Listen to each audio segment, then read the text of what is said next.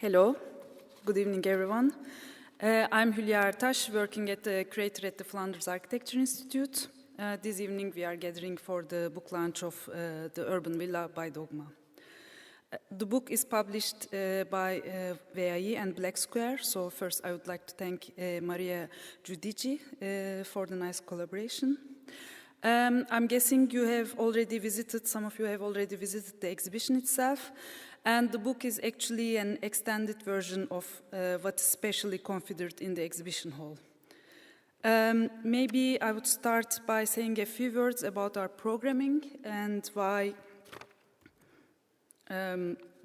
we also made the exhibition of Urban Villa by the research by Dogma. At the Flanders Architecture Institute, we are programming around the theme of what we share until 2026, and this exhibition is actually the first one of its series. Through this theme, we would like to explore architecture in its relation to its daily use and how it facilitates diverse groups of people in sharing spaces. Architecture has the capacity to make spaces that can bring people together, give them a voice in the society, and empower them in making decisions related to their own living environments and the city as a whole. And housing plays a very important role in this sense. So for us, it's not only about making nice buildings, but also making buildings with and for people. As I said, housing is one of the biggest issues that we are dealing with today. And it's not happening only in Belgium and Europe, but all over the world. And as of today, we cannot also see a concrete approach in tackling the housing crisis, especially in this time of more and more displaced people because of wars and climate change. And the housing is expected to become more and more of an urgent issue. So we would like to rethink how we live together as a society here in Flanders and Belgium, but also in the world as a whole. So the exhibition of Urban Villa approaches this question of housing from more of an architectural perspective. It's about discovering new ways of living together as a response to our ongoing housing crisis. But maybe a very short description about what Urban Villa is, because I think it's important to understand this typology. It was invented actually more in the late 19th century as a more bourgeoisie lifestyle housing type, which was these middle-sized housing blocks which still gave the feeling of living in a villa in the countryside, but still has the potentials of being in the city itself. What Dogma did in this exhibition was mainly taking this type and in a way totally subverting its own tools and create this more profit-driven and speculation machine of housing type into a more collective form. But I won't go more into the urban villa as a type, but maybe a bit more into the book, which you are seeing some spreads on the screen. Following the exhibition itself, the book is also composed of three main parts. There's the historical research by Dogma, in which they trace the typology of urban villa back in history, starting from mid-15th century and arriving until today. Then we find the projects of Dogma, designed for, as in this case, for Berlin, or in another examples like this for Mexico, Tunis, and Italy. And in all these different geographies, the type is interpreted as a flexible carcass from which various climatic and contextual adjustments become possible. And there are also projects for the city of Antwerp as prototypes to densify the urban pattern of the city. And this was also created in collaboration with the Antwerp Bouwmeesters team, in especially selecting the sites and approaching the city from a different perspective. And the third part of the book is composed of interviews with housing experts in Belgium. These give an insight into the challenges of the housing policy today, and it kind of teaches us a lot about what are the more practical issues are happening on the ground. So after this short introduction, maybe I would like to introduce you the flow of the evening. For the book launch, we wanted to actually celebrate it with a lecture by Carles Baiges from Lacol. So he's going to give us a talk, and he will explain how they approach cooperative housing, especially in the context of Barcelona. And after that, together with Martino, Tattara, Pier, Vittorio, Aureli from Dogma, we will all have a short conversation. Before I introduce Carles, I would like to thank the Single for the collaboration and all my VAE colleagues, especially Nino, Eva, and Florisque, and also, of course, the team of Dogma, Martino, Pier, Vittorio, Annalisa, Natalie, and all their collaborators. So, a brief introduction to Carles, who joined us today to share their experiences about cooperative housing in Barcelona. Carles is an architect from ETSAP UPC in Barcelona and has a master's degree in urban sociology from University of Amsterdam. He is one of the founding members of the Cooperative of Architects Lacol, and he's also living in La Borda cooperative housing. His office, Lacol, generates community infrastructures for the sustainability of life as a key tool for the eco-social transition through architecture, cooperativism, and participation. They have been awarded several recognitions, including the emerging category of the European Union Prize for Contemporary Architecture, Ms. van der Rohe Awards in 2022, and they have been selected in the Biennials of Architecture in Venice, and Buenos Aires and San Sebastian. So please welcome Carles Baiges from Lacol.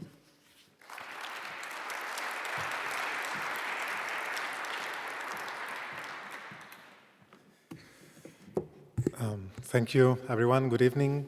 Dank u wel.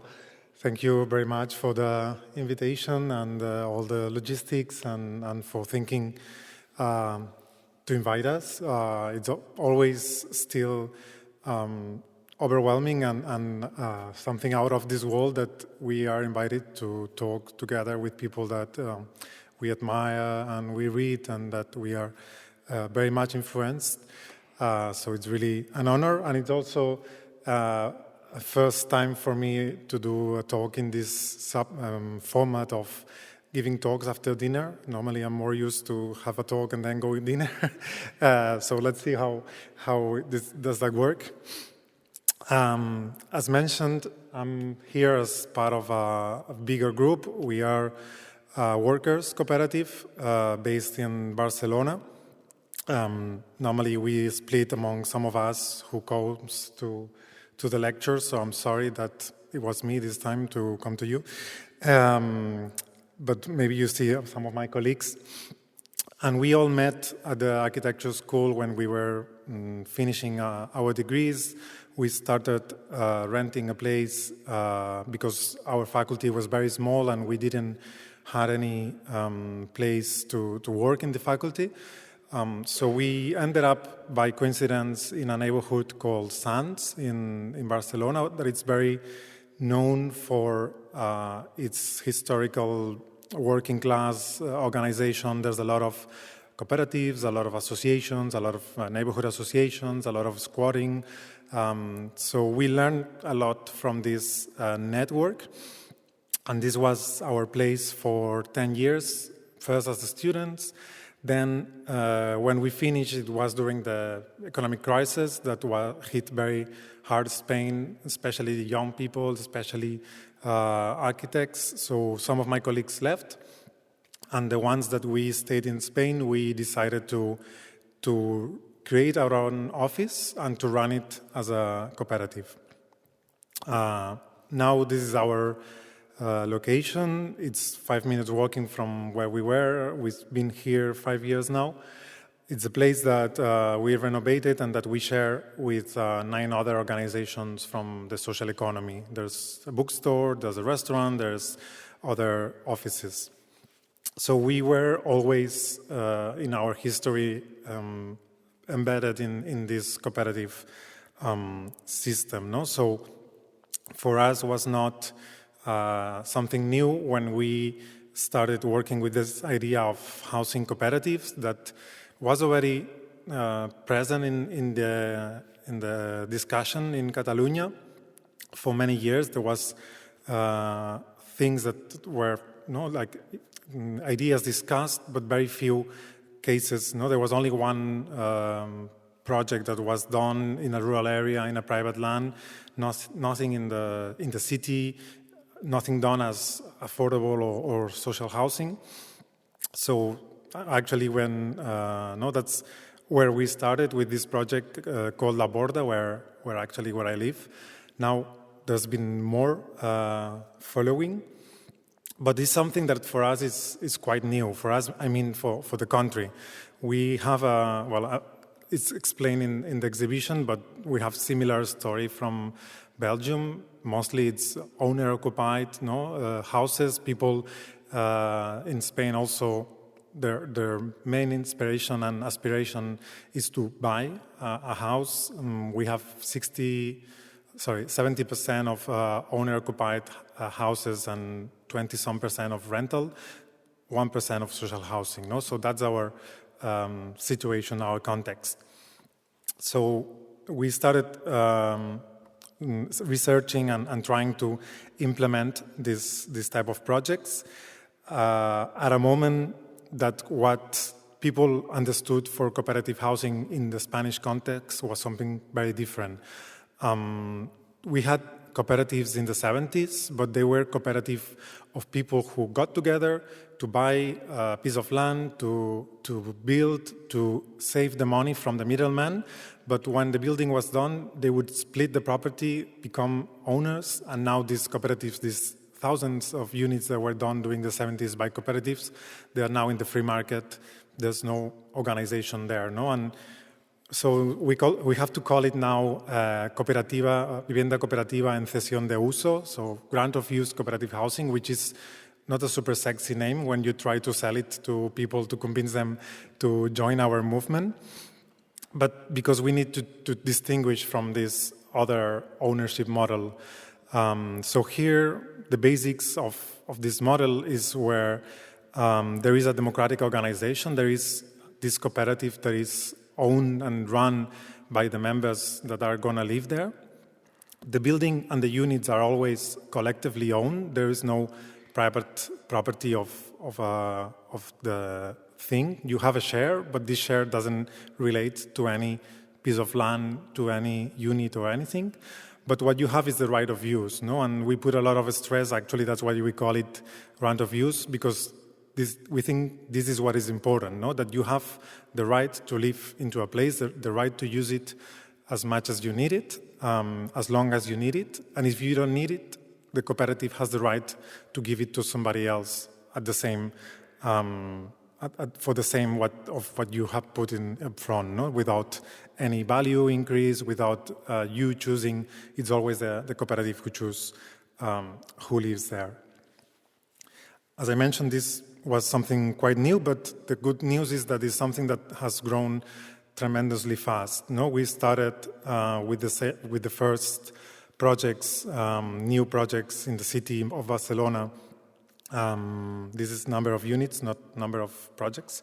But with the first projects finished at the end of 2018, and now in total, this is the numbers for the region of Catalonia, we have 60 projects that have 1,000 units, And it was in a period of less than 10 years. So we proved them that there was a lot of interest on this model, And when we were starting, all the questionings that we had and all the response from many people was like, yeah, this is very interesting, but we are not Scandinavians. We are Latin, we are Mediterranean. This is not going to work here. People want to own, people want to have their own little house. And we proved them that there was a lot of interest in this other model. This is the 19 projects that we have in Barcelona now. 7 of them are already built and the rest are under construction. And something to look at here, and I start also mentioning things that relate to the book and the exhibition, is the price. What you see in yellow, the harder yellow is where the rent or buying a house is more expensive in Barcelona. No? We have, if you know a little bit the city, you have Passeig de Gràcia in the middle, and then the Diagonal Avenue. If you go up to the Diagonal, is where most affluent people live. And then when you go to the rivers, especially Besòs, is where more poorer people live. No? And this map, no matter what you do, you can look at health, you can look at education. It's always the same map. No? So now we have projects all over the city except in the Eixample, in the very middle, because of availability of land. Of those 19, 16 are in public land and 3 are in private land. And what is important also to see here, no, is that this is the span of average rent per month in these different neighborhoods. And this is the average, the line, I don't know if you see it properly. It is the average rent of these projects, no, of what we are paying. Just looking at La Borda, where I live after 6 years, we started paying less than the half of the average of the city of Barcelona and a little bit less than a half, more than half of the average of the district. But it's very stable. No, our rent, what we pay as rent, it stays almost the same. There's very few things that increase when the cost of living increases, and this is what we have experienced and most Western or global cities have experienced the last years. No? This huge, sharp increase in buying houses or renting houses. These numbers, the last 2 terms, they have stabilized a little bit, because since last year, Spain has a rent control law that cities can apply, and Barcelona is applying this rent control. So now we're starting to see, we have to see what's going to happen the next months, but we start to see this slowly reduce a little bit. But what is important is that we have this stability of prices. This was more just as an introduction. If you want later in the discussion, we can also talk more about the economics or who lives there or so on. I want to focus a little bit more on the architecture, because we also saw this model as a platform for us to bring new typologies, bring new ideas into collective housing, which is something that it's super conservative. No, it doesn't matter if it's private or even the public. Normally, your client, when you're doing collective housing, is not the people who's going to live there. It's somebody who's going to sell or rent the units. While in cooperative housing, in these cases, we have groups of people who get together and they start discussing, and we can discuss with them, and we can also show them and teach them and propose them and have a conversation on what collective housing means. And this has brought us, this is our theory, no? That this has brought us these different outputs. Also, I forgot to mention all the cases that I will show you that we work on.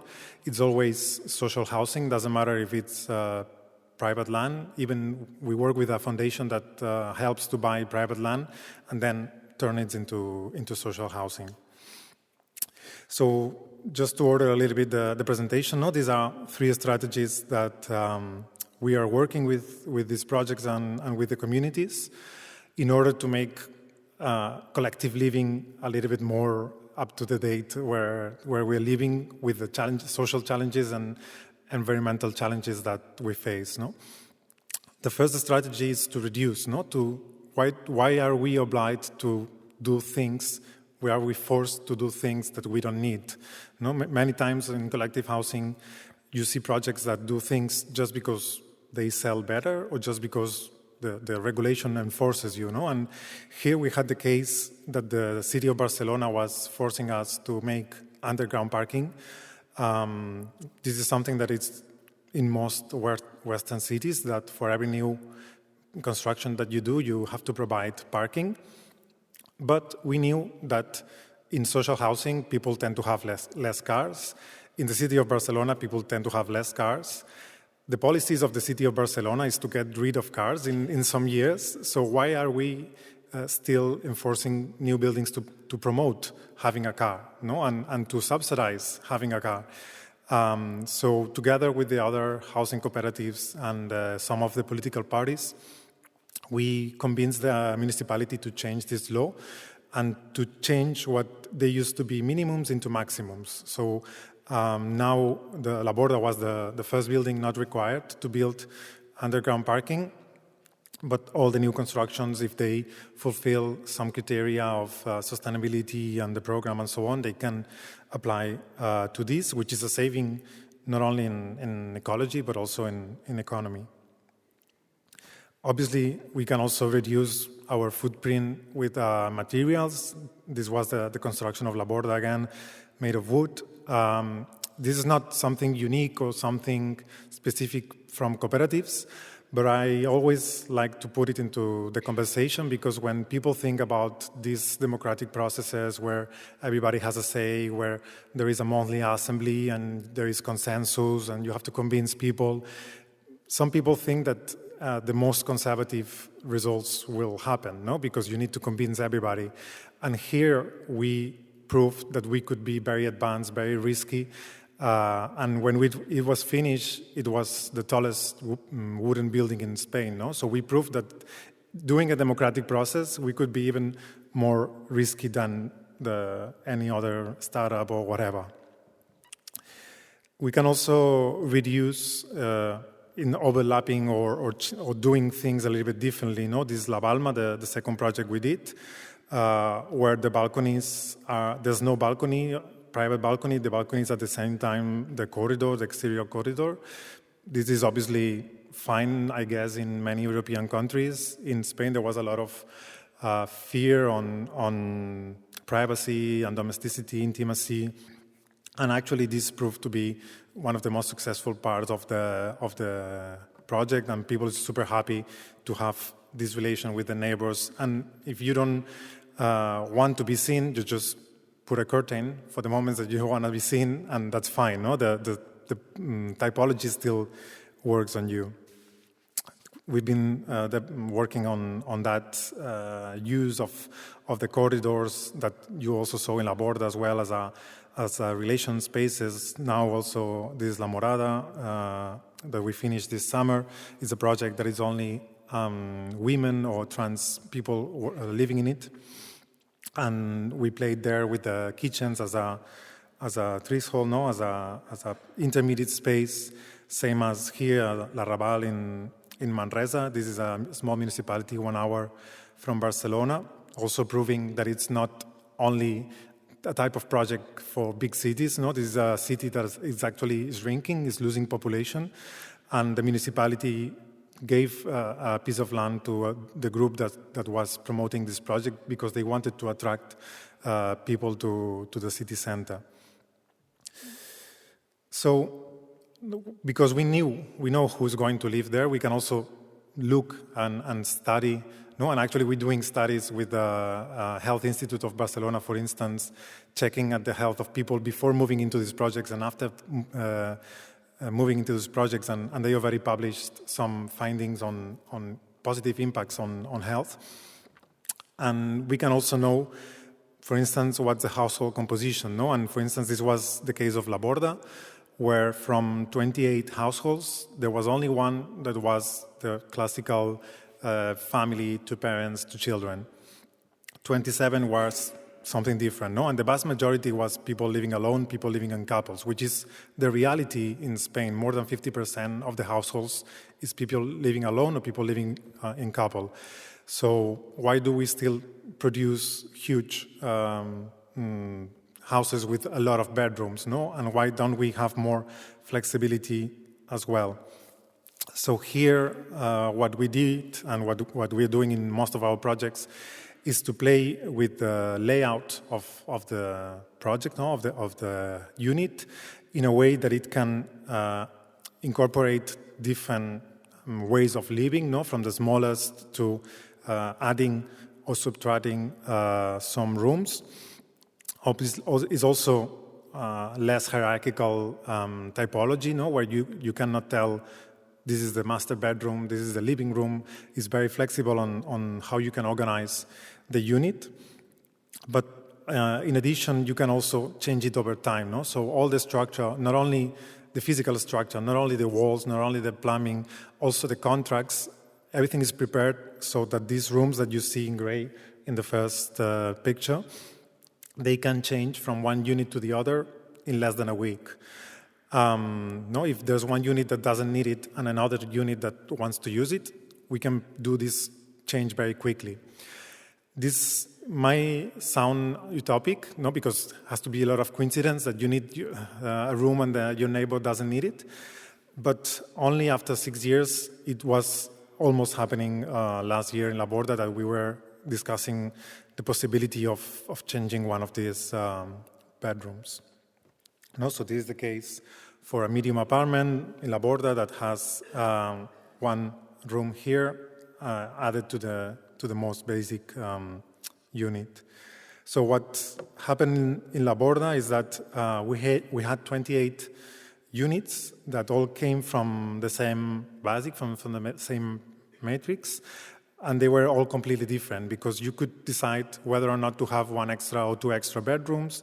You could decide whether you wanted to place the kitchen around a central core, which was the bathroom. And you could also decide how you wanted to put the layout of the bedrooms or the living room and so on. So here you see the result.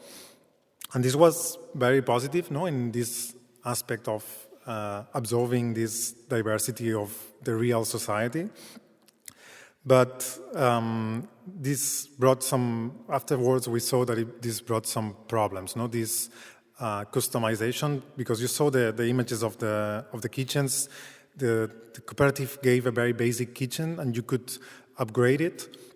But all the upgrades that you do in your house, if you leave, you're not compensated for that. No, it stays there.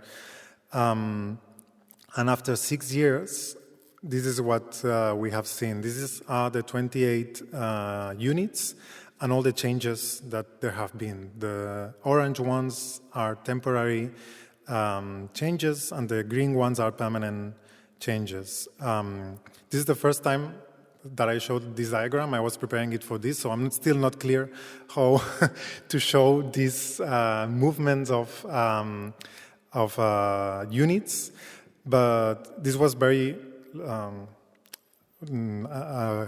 learning from this project, no? That from 28 units, I think there's 12 that had movements of some kind, of people moving around, because we had 3 people that left, 2 that left outside of Barcelona, and 1 that left because it didn't match with the project. And this brought a chain of movements, of people changing from one apartment to the other, then from another to another, people divorcing, and then people with children divorcing, and then both of the couples staying in the building in 2 different units. No, so, and all this in only 6 years. So we didn't anticipate. No, all of us had this idea, like, once we move here, it's going to be forever for our life. No, we will die here, and maybe we will die in the building, but not necessarily in the same unit. No, and now we are repeating more to the groups that we are working with that your house is the entire building. You have to think that your life is going to change, and you have this possibility to change inside the building. This is flexibility that we have seen, no? That in these projects, when there is a vacancy, the first that have the right to move there is the people living there, no? So you have this possibility. If your children leave the house and suddenly you have 1 extra bedroom, you have the possibility to shrink, which is something that it's not very common in the private market, no? So now we are changing a little bit the approach to trying to make a little bit more standard units that are still flexible, that can still accommodate different rooms, different layouts, but that maybe have some things, basics that are the same. Because what we've seen in these changes in La Borda is that then people was a little bit hesitant or reluctant to move to one unit to the other. They need it, but they were like, oh yeah, but I have invested so much in my little kitchen that I like, and it's only been 5 years, so now, and it was a pity, because of this attachment to something when we knew that it would be better for them to move around. The second learning that is probably quite obvious sometimes is sometimes the most visible is this idea of sharing, no? That's the other strategy. So what we do with the groups, once we're working with them, is we make them think what means to live into a house, no? What means housing, living, dwelling, and so on, no? So we try to visualize all the activities that are related to a house because we do it at home, or because are very much interconnected with living in a home, no? Like mobility, energy, economy, care, and so on. And we discuss with them where do they want to solve these necessities, no? It has to be very individual into the user. It has to be within your household. You can connect with other households, but maybe not the whole building because it's going to be too much. Or it's something that you can do with the entire building. It's something that you don't even need in the building because it's already present in the neighborhood, and we can just not do it. So with this in mind, and with this idea that I told you before of reducing, we reduce the size of the unit, but we have then all these communal spaces that we share, no? This is numbers that we did from looking at all these 19 projects in Barcelona, and we see that we have an average of 10-11% of communal spaces in these projects. It depends on the size of the project. It depends also in the typology of the project. For instance, the senior projects where elderly people goes to live together and they have more smaller units because they don't have the children living with them, they tend to share more. But on average, we are on this 10, 11, and these numbers from all these projects. And the reasons to share, the first one is very obvious, no? This idea of savings, of being more efficient, of instead of having 28 washing machines, which is something that you use few hours a week, but it's still the rest of the week is taking place, space, heating in your house.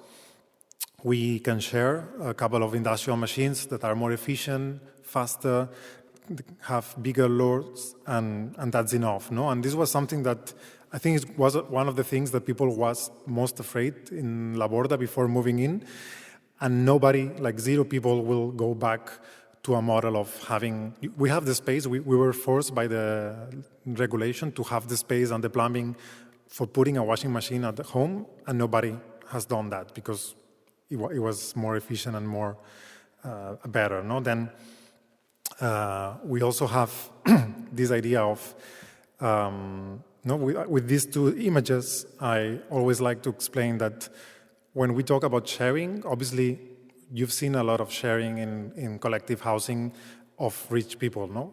That share a swimming pool, that share a tennis court, all leisure activities. But here, when we talk about sharing, it's sharing activities related with care, no? With everyday activities, activities that normally, at least in our context, were given the worst space of the house, the smallest space of the house to be efficient, which means that only one person can be working there, and that the numbers still tell us that this person tends to be a woman, no?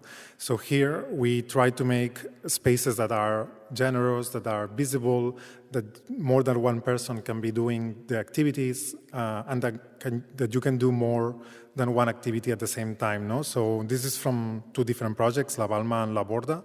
But for instance, for me, it's very common to go with my daughter, do the laundry. She's playing in the space that you'll see later. And then we go to roof terrace, and we hung the laundry, and she still has a place to play there. There are some swings and so on. This is the ground floor of La Borda, where we have this big communal kitchen. This image is pretty old now. It's full of tables and things. And this is, for instance, the kitchen of La Palma. These are places that normally community eats together once a week, and then the rest of the week you can use for your own personal activities. Or this is the big communal space in La Borda, where the laundry is. And then at the end of these stairs, the metallic stairs, we also have 2 guest rooms. And this has become one of the most successful spaces of the building, that is more than 50% of the time is occupied. So all these things, for me, are like communitarian luxuries. These are things that with my salary, I could never afford to have this space. And I can have access to it all the times that I need it, which is obviously not every day. I might need to use this space every 2-3 months, no? So it makes sense that we can share it. But because we share it, I have a kitchen that is better than most restaurants in Barcelona to cook for my family or parties and so on. This is from La Palma, and this was a learning that we did in La Borda, which was that the communal spaces, one of the problems that we saw is that they are very much inwards in the facing the house. So it's very complicated to offer them to the outside, no? And this space, it could be even more used. It's a little bit underutilized, these bigger spaces. But it's very complicated because from these corridors, you are already at people's house, and you can open the door and get into somebody's house. So what we did here in La Palma was just this small mechanism of having an intermediate corridor lobby that allows you to close this door that leads you to the units. And actually, this second project, they leave this space a lot to NGOs and associations from the neighborhood to use as a meeting space. And now these are projects that we started the construction a few months ago, in Priu and Sotrac. And here we incorporated even one step further on terms of sharing. There was, again, a change in the housing regulation in Catalonia. In Spain, the housing depends on the region. And we have a lot of regulations that make sense, but sometimes go against what we want to do. But they are there because you don't want evil people doing evil things, no? Like, for instance, the minimum square meters of a house, no? So it's fine that it's there, but sometimes it can be bothering you when you want to do more innovative things, no? So we managed again to make a change in the regulation that allowed us to count communal spaces as part of the individual units. So we could start doing this new typology, new for us, but actually that it's more common in Switzerland or Germany or Austria, that is called clusters, no? So places where even people want to share more, no? Where they want to have all the meals together. Maybe they have a small kitchenette for breakfast, but the idea is that they are gonna, these floors are gonna share this more yellow, pale yellow in the middle spaces. And finally, we can also share, as I was saying, no, with the neighborhood. No, with this, there is, to me, a thread of these projects that they can become small gated communities. No, if you try to make a community that is cohesive inside, it can go against being connected with the rest of the neighborhood. And luckily, we have seen that it's not like that. No, we've seen that all these projects, they are always open to the exterior community somehow. For instance, the guest rooms of La Borda have been used sometimes for people who faced evictions and they were like waiting for relocation. And also the ground floor of these projects there, it's normally offered to social economy projects. No? So in this case, there was a food coop that was present in the neighborhood, and they came here and in a discounted rent price, and they expanded and grow a lot. No? And in other projects that were done, this was also a way to support new initiatives. No? When a housing cooperative arrived into a neighborhood that maybe was very difficult for a food coop to start, this symbiosis of having the ground floor dedicated to this project, knowing that probably most of your neighbors in the building are going to buy there, it's helping these projects to start in neighborhoods that otherwise will be super complicated. No? So luckily, we've seen this openness in the neighborhoods. And this is something that we still don't see, but I think we'll see it in the near future, which is putting this sharing into the next level. No? In La Borda and these projects, it's now very common to share little personal belongings, no? Like the tools, like the cooking material or whatever. And now, for instance, this is a study that was done in La Palma on the people that still had cars. Some of them parked already in parkings in the neighborhood, or some of them parked in the street, and seeing how they were utilized. And there was this proposal to see if they could sell 8 of the units of the vehicles and share 6 of them, no? So reducing enormously the amount of cars. And the last strategy is this idea of learning, no? And this is also something very important for us when we talk about engagement, participation, co-design, and so on, which is something that is embedded in us, but it's always together with this idea of explaining things. No, if I ask people my age even what they think about housing, they will probably repeat the same things that have been taught from our parents. No, so when we start with the groups, we always start showing all the possibilities, all the alternatives, all the pros and cons. And then at the end, it's going to be the group who chooses what they prefer, no? But at least we have a common ground of knowledge of what's possible.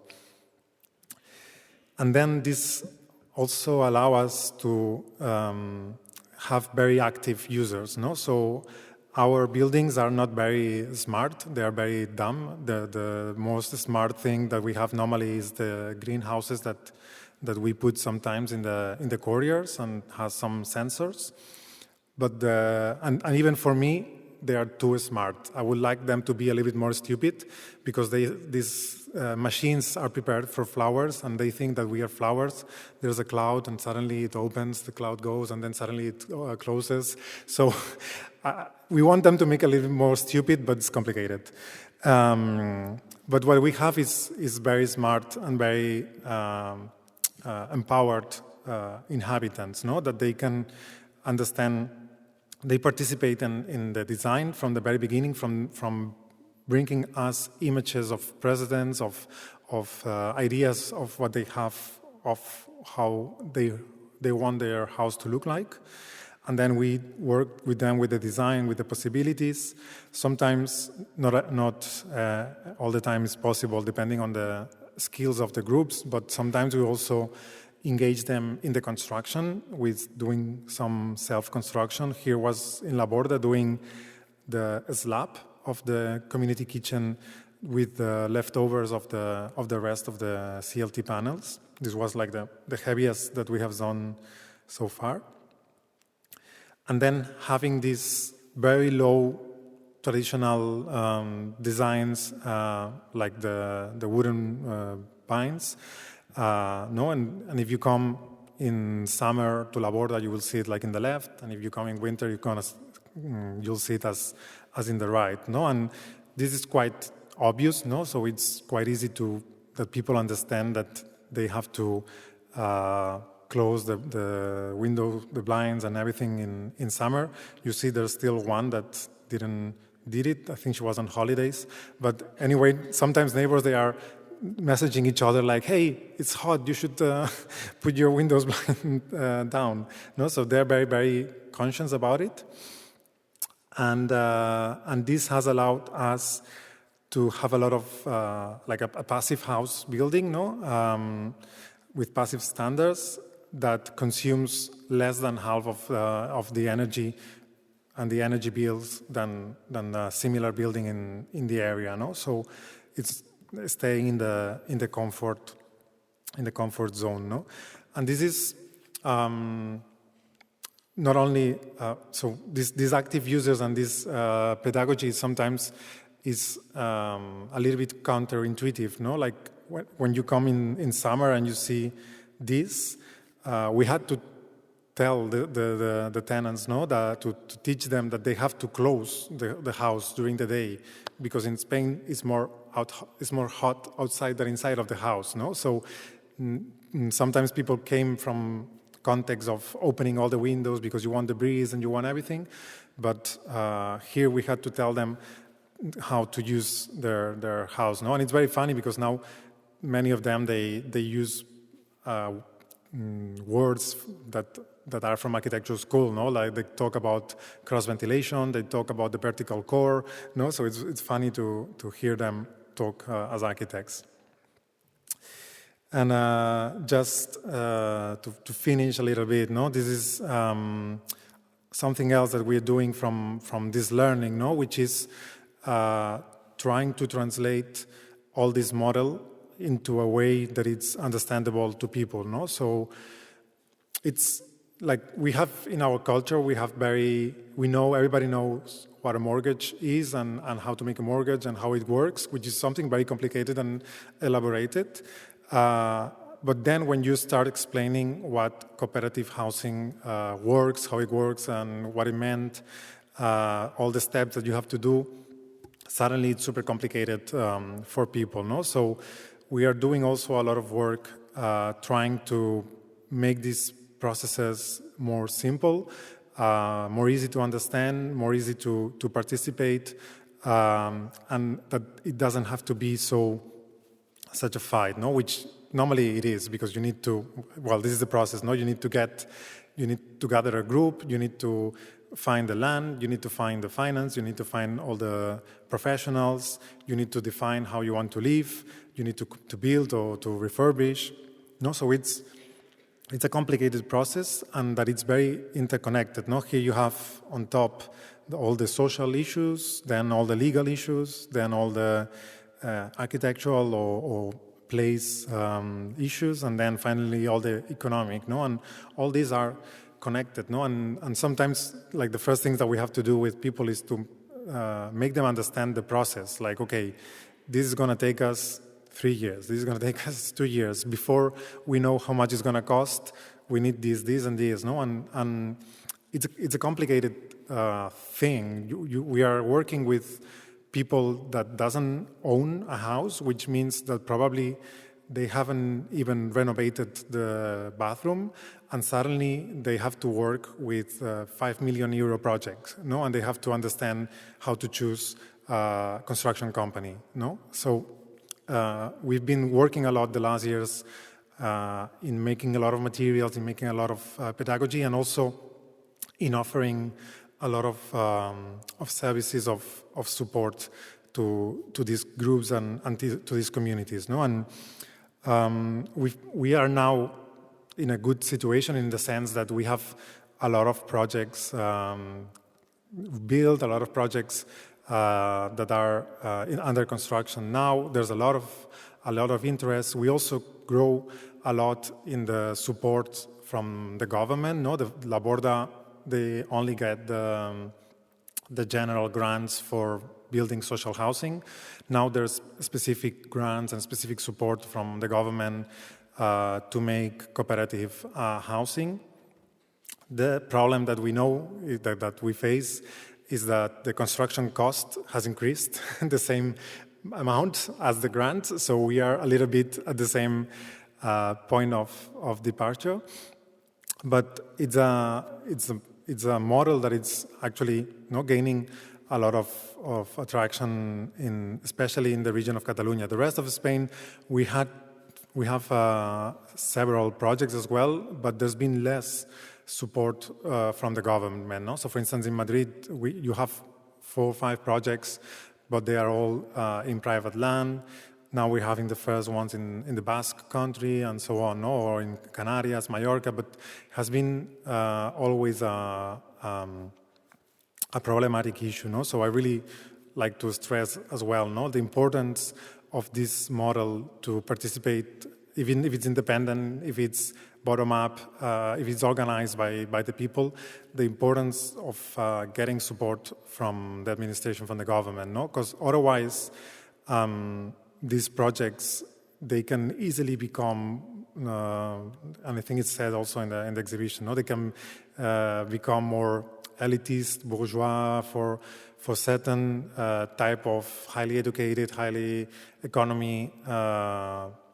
elevated economy people, but all the projects that I've shown you are social housing, which means that people, they cannot own any property and there is a maximum of income, no? So we think that in the moment that all our cities are facing, this is not the only solution. We still need other types of social rental housing, emergency housing, rent control, control of tourist apartments and so on. But we think that cooperative, they can also provide alternative to people who want to live different maybe from the mainstream, and they can also offer alternative to people who need more care, living together in big cities and so on.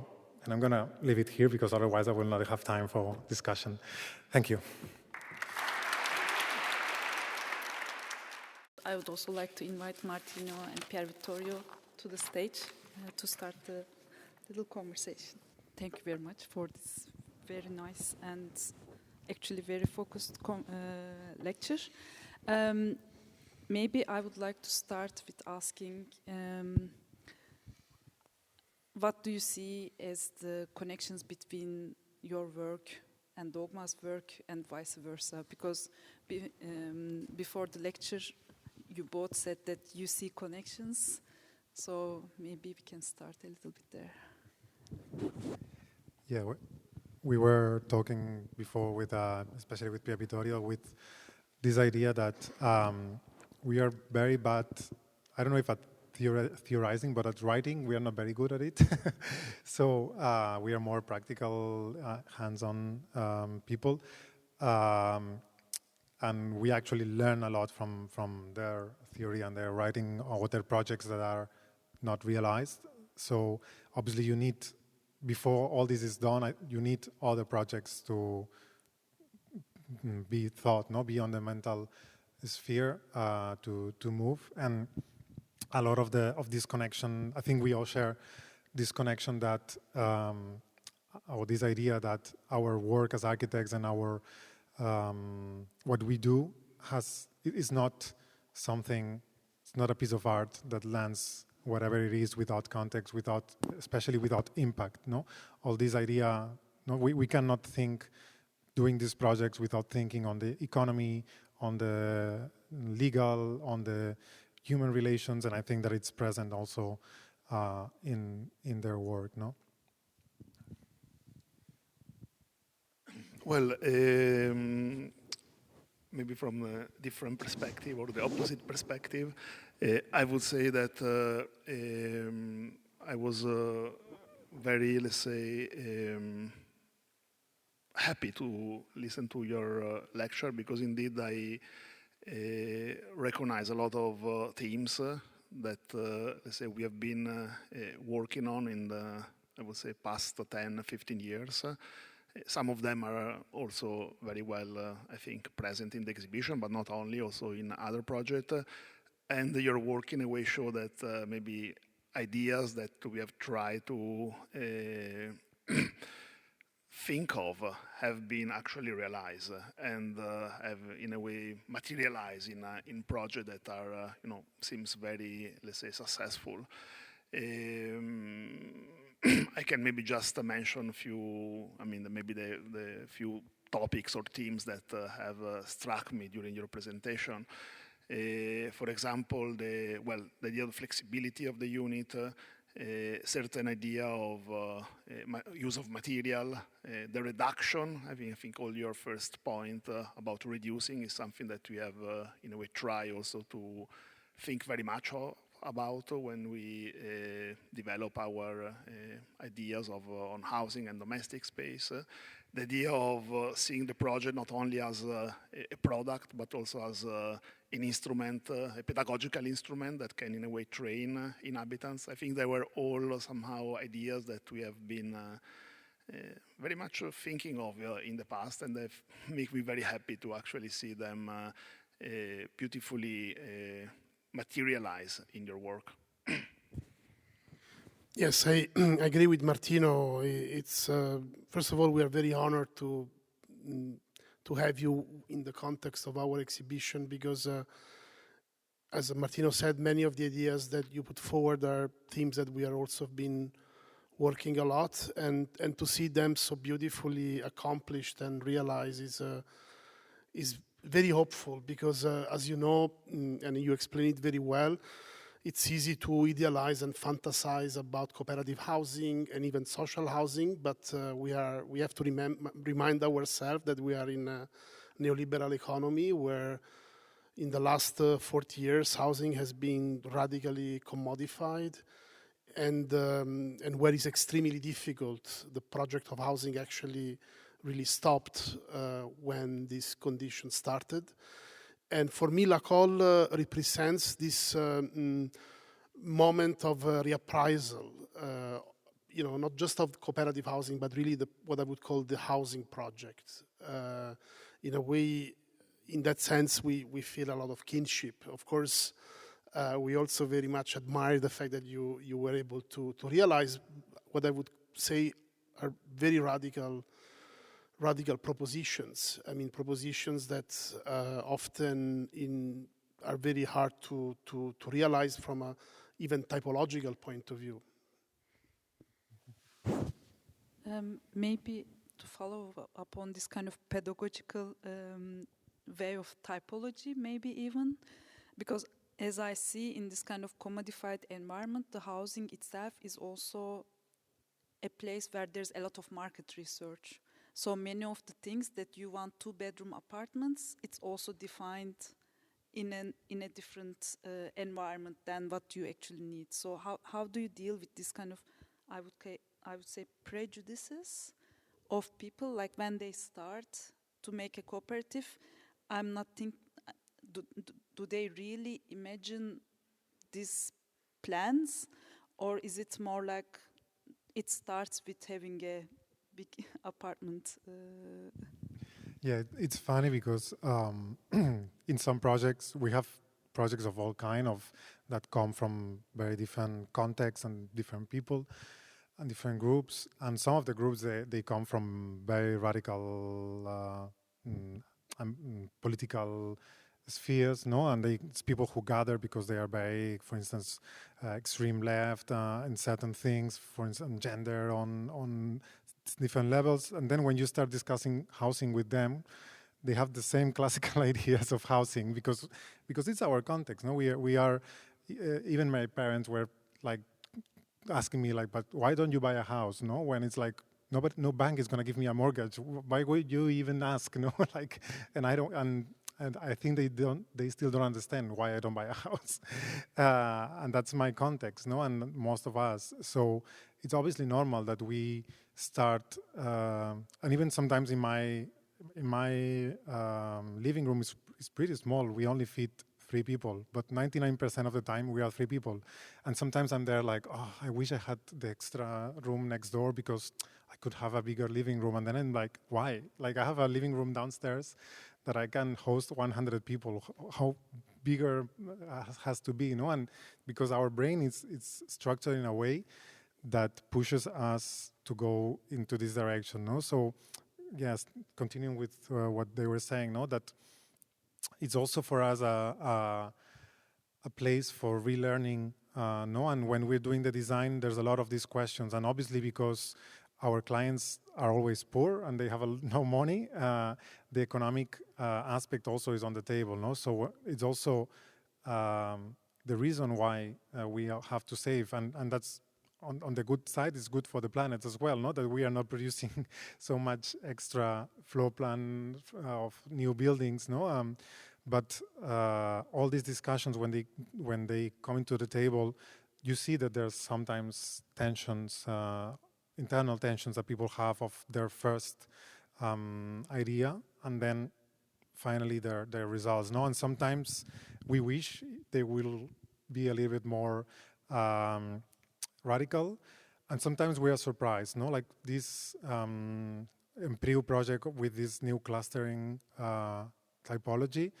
In one of the projects, it was volunteered by the group that they made one of the floors like this, and the other project, there was not a lot of people yet in the housing group, and the foundation that was leading the project, they said, okay, let's make an opening call with 2 clusters and see. People have to apply as a group, not as individuals, and see what happens. And actually, we had 5 groups who applied to live there. So we were even surprised, like there was even more demand than on something that doesn't exist yet. No, there's no examples that you can go and see and talk to the people in Spain. How do you do that? How do you deal? Is it fine? There's a lot of fights or not? So sometimes we are disappointed that people is not as risky as we want, and sometimes we are surprised that there is room for there's people who want to live in a different way as well. Well, in our case, I would say that not having maybe this direct experience and confrontation with the reality, we have found a lot of inspiration in history.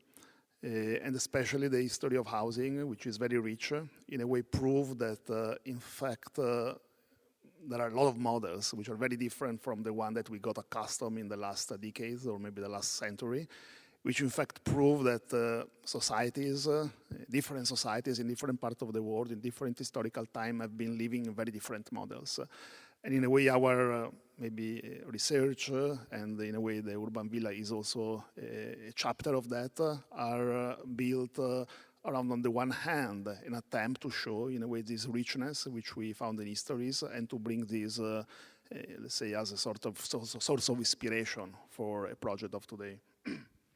Yes, I think this is very important, because in the history of housing there is really an amnesia, in the sense that, for example, even the idea of a private housing unit or even the private property of an apartment is a very recent invention. And what is interesting when you look the history of this type is that governments, but also lobbies, have done all kinds of efforts to really impose this way of living. I mean, in a way, what is really interesting to see when you look to housing is not just the type, but also the policy that produce the type. Policy making in housing is super important, because it's there that often a certain kind of hidden agenda play a very important role. And we know that in liberal democracies, often the hidden agenda was to spread as much as possible private property and establish all kinds of mechanisms, both economic but also typological, to basically almost naturalize the idea that property becomes the way of life.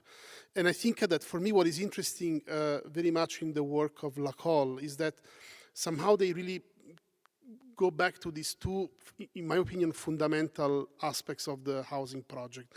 The moment of the political economy, I mean, how really the economy produce certain forms of housing, and then the typology. For me, typological design, which is very much what you do also, with these plans where you really change many tropes, no? Like the fact that all the rooms have to be different, or I think this is for me very important, very unique. There are very few practices today that are so daring and radical in that respect. It's interesting that one of the most important theorists of type and architecture was from Barcelona. I mean, Carles Baiges And he published this beautiful book, in my opinion, one of the best book ever published on architecture, The Variations of Identity. And Martí Ariz really emphasized how work on types and subverting them is one of the most essential way of practicing or producing architecture.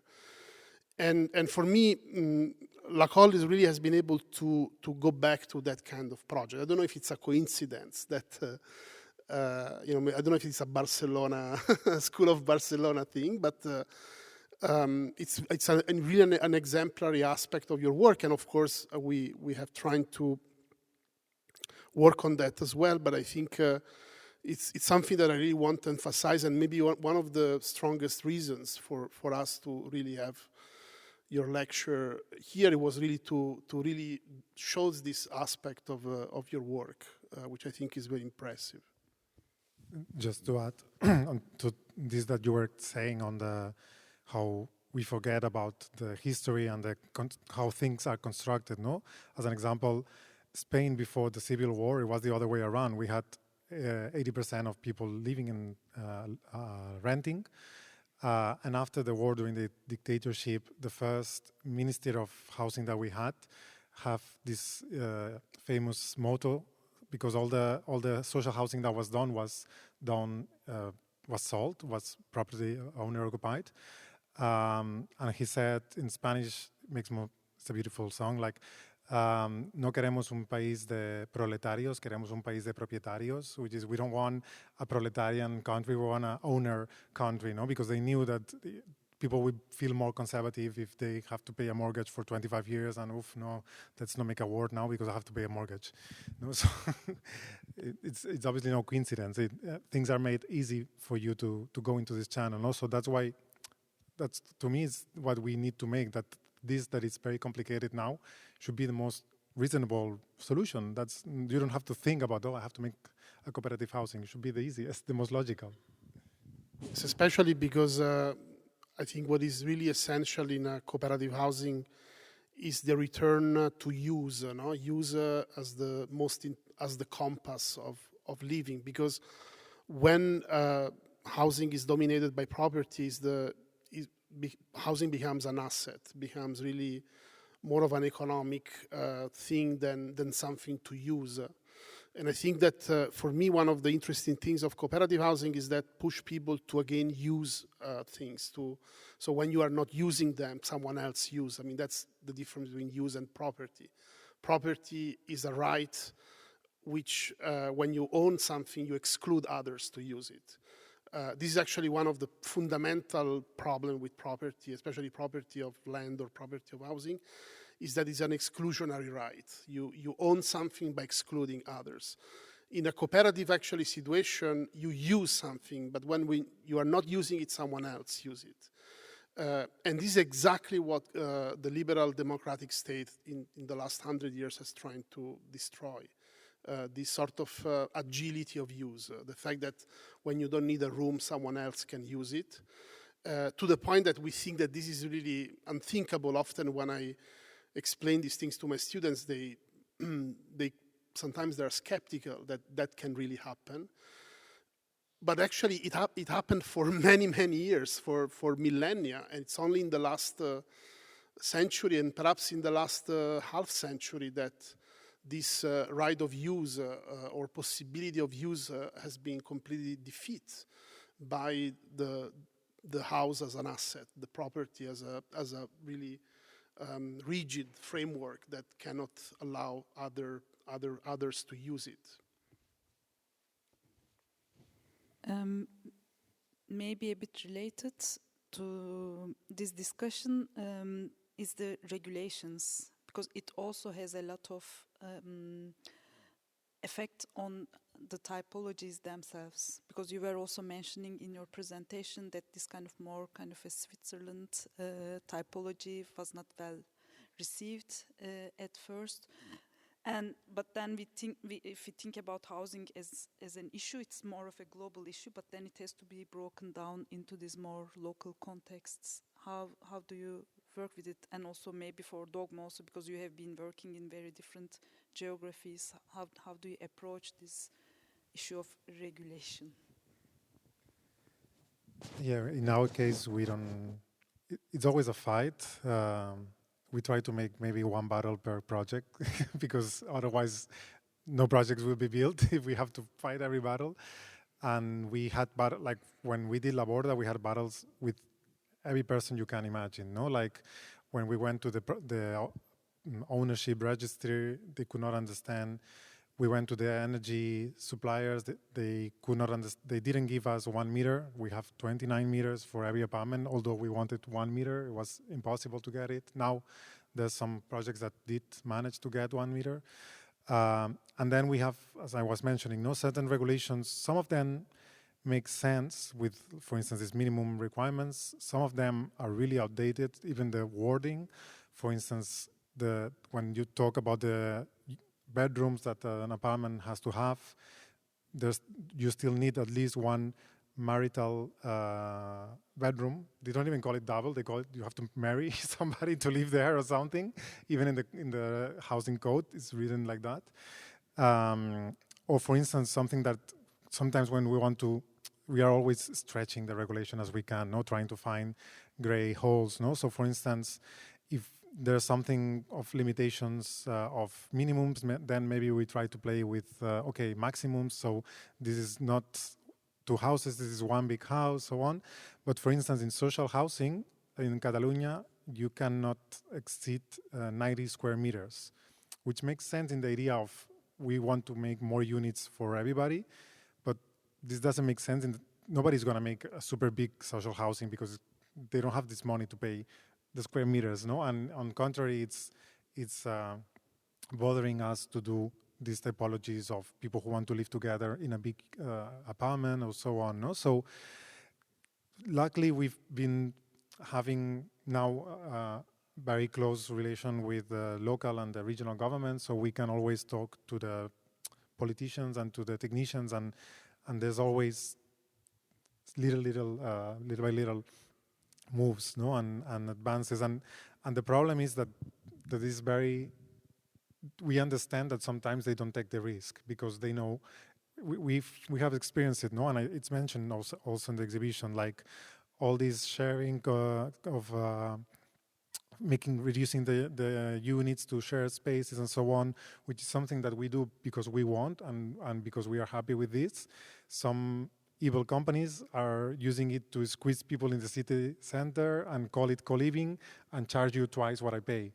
So obviously we understand that regulations are there to stop evil, but there should be some shortcuts or some ways saying, okay, if this is done by a non-profit, if this is done by the same promoters who are going to live there, maybe there are certain things that doesn't make sense that go into this direction, And the problem is that more and more regulations treat people as stupid, And for instance, all the things related to ventilation, it's more and more complicated to ventilate a house through a window. You need a lot of machines to do that.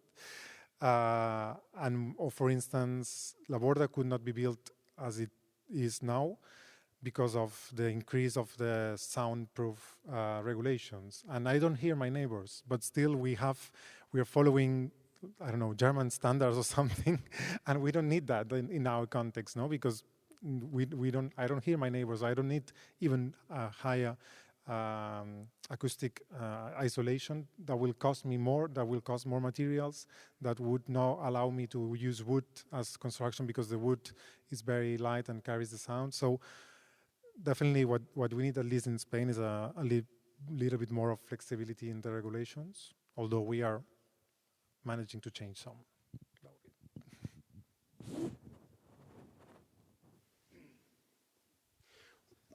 Well, actually, I think regulations are extremely important. I think there is no way you can, let's say, put forward a policy or even a housing project without really establishing and carry on regulations. But regulations are never neutral. This is something that is very important to learn, even when regulations pretend to sound like technical specifications. They are always geared to very specific kind of housing arrangements. And this is something very important also for architects to understand, because often as architects we are almost rely on regulations without any possibility of either changing them or even challenging them, because otherwise you can't simply build or design actually what you are expected to design. So challenging regulation implies that you know them very well and you know what kind of agenda they are carry on in between the lines. But then there is another aspect that for me is very important, especially when it comes to forms of bottom-up housing.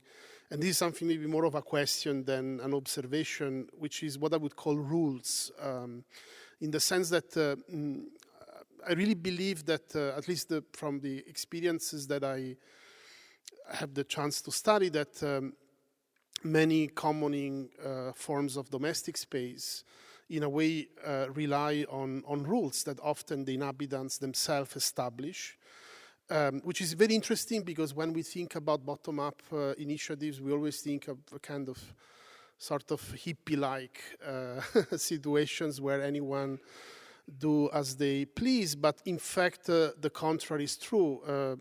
In many communities that I have the chance to study, there was almost like a constant discussion about rules, and rules actually, like actually also in monasteries, they're not fixed forever. They're always open to be rediscussed, to be modified, but there is a commitment to them. And I think this is very important because, for example, in your work, you see them even in the architecture itself, in a way. The architecture becomes almost like the fact that the structure is so legible, in a way there is a sort of, dwelling becomes really a way to establish rules, establish frameworks that can be changed, but nevertheless they are there and they are very important. And for me, both regulations which are given and rules which are what community establish in order to live together, they are both very political. Actually, I would say that it's there that lies really the political dimension of this kind of projects. Maybe before, I don't know, Carles, if you want to say something about the rules, but on regulation, I have to say that we also had, let's say, the opportunity to confront a lot of, let's say, regulations. But I have to say that in order to change a regulation, you also have to visualize and materialize alternatives. And I think for sure, probably your work can be doing that. In our, let's say, experience in the past, we had the opportunity to work on projects, actually, especially in this context, in Flanders, where we have been asked to, in a way, try to break the rules and to show alternatives that could, in a way, be of inspiration for local authorities to, in a way, change their regulation and to accommodate social need, transformation that we were somehow trying to accommodate with our work that we were discovering in society. So, in a way, they're there. They are, in a way, political tools. They are frameworks. But in a way, the design is not only subservient to regulation, but can also become a tool that, in a way, can inspire transformation that hopefully can be picked up by policymakers, and then they can transform actually existing regulations. Yeah, no, because you mentioned this idea of rules, I wanted to mention as well, no, that sometimes it's very easy to see these images and try to replicate the physical aspect of it, no, and I think that sometimes developers try to do that, students try to do that, architects try to do that, but the thing is that these images, they don't work without the social structure that is invisible behind, no, because if you put all these communal spaces in your building that people got there just by coincidence and they don't know each other, and the neighbor teenager upstairs starts throwing a party every evening at night in the communal space, and nobody cleans, and we're gonna have a lot of conflicts. It's gonna be a nightmare. Like you cannot reproduce these spaces without all the social structure that is behind, no? And I think that is also sometimes not visible and forgotten, and relates a lot to this idea that I agree that it's funny that how we use sometimes anarchy as a term for chaos, and anarchy has a lot, like a lot of rules, like our office, which is a co-op, probably is the most strict, most organized. We have been counting every hour for the last 15 years in Lacol, more than any other architectural office, which is normally pure chaos. Nobody knows how much to charge for their and how much they are spending, and we have everything super under control, and a lot of rules as well. Okay. We are going to wrap up, if it's okay for you all. Thank you very much for the lecture, and thank you very much for sharing your ideas. The very fresh Dogma book, The Urban Villa, is on sale along the corridors, and we cannot do a Q&A here because it's not so easy to move microphones around, but we are going to have drinks in front of the exhibition hall, so I hope you all join us. Thank you very much for coming tonight. Good evening.